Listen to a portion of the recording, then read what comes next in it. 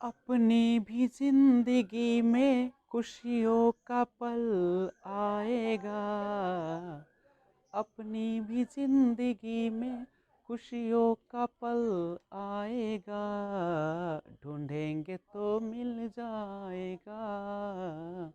ढूंढेंगे तो मिल जाएगा। अपनी भी जिंदगी में खुशियों का पल आएगा।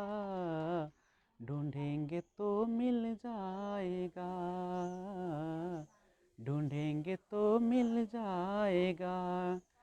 अच्छे बुरे दिन तो साथी आते रहेंगे। कभी हंसाते कभी रुलाते रहेंगे। बस यही बात याद रखना। बस यही बात याद रखना। अपनी ही जिंदगी में खुशियों का पल आएगा। ढूंढेंगे तो मिल जाएगा। ढूंढेंगे तो मिल जाएगा। Hello friends, this is Vijay Rajpushp and welcome to learner eyes Y VRP.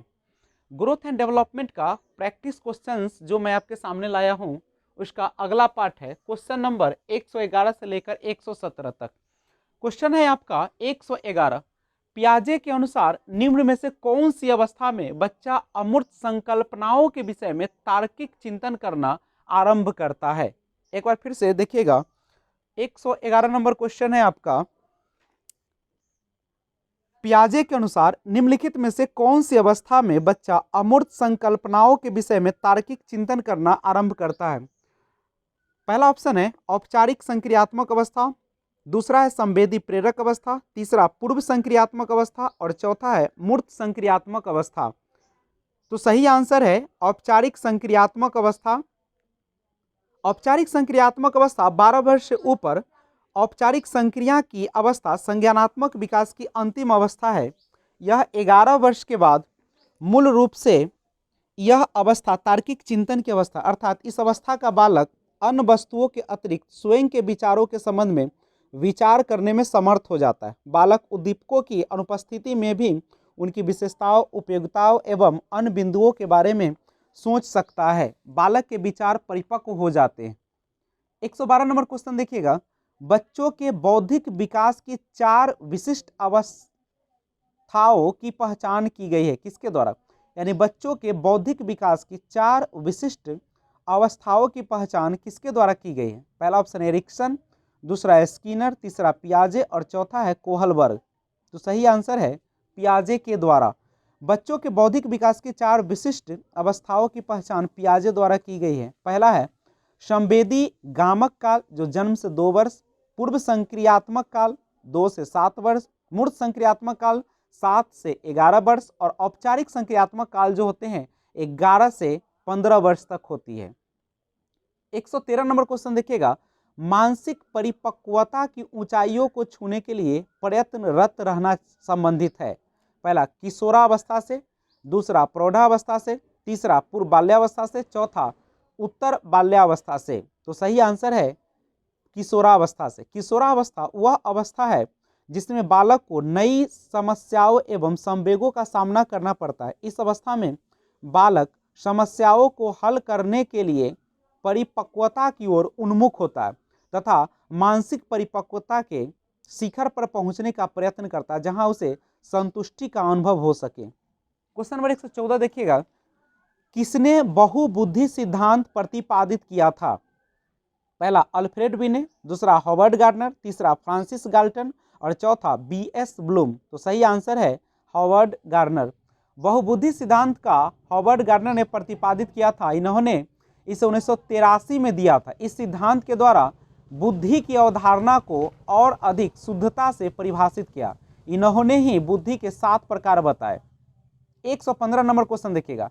अंतर वैयक्तिक बुद्धि को प्रदर्शित करने वाला व्यवहार है।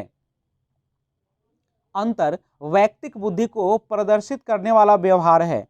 पहला दूसरों के अंतर्मन की इच्छाओं एवं मनसा का पता लगाना, दूसरा ऑप्शन है दूसरे के मूड को भांप जाना, तीसरा है मिलते जुलते संवेगों तथा उदासी एवं पछतावा में भेद कर पाना। और चौथा है दूसरों के विचारों एवं व्यवहारों को प्रभावित करने के लिए उनसे संबंधित जानकारी का प्रयोग करना। तो सही आंसर है अंतर सी नंबर, मिलते जुलते संवेगों तथा उदासी एवं पछतावा में भेद कर पाना। अंतर व्यक्तिक बौद्धिक क्षमता के द्वारा समान क्रियाओं में भिन्नता का पता लगाया जा सकता है। यह क्षमता जन्मजात होती है तथा आयु बढ़ने के साथ इस क्षमता का विकास होता जाता है। 116 क्वेश्चन देखिए, बुद्धि के द्विखंड सिद्धांत का प्रतिपादन किसने किया? बुद्धि के द्विखंड सिद्धांत का प्रतिपादन किसने किया?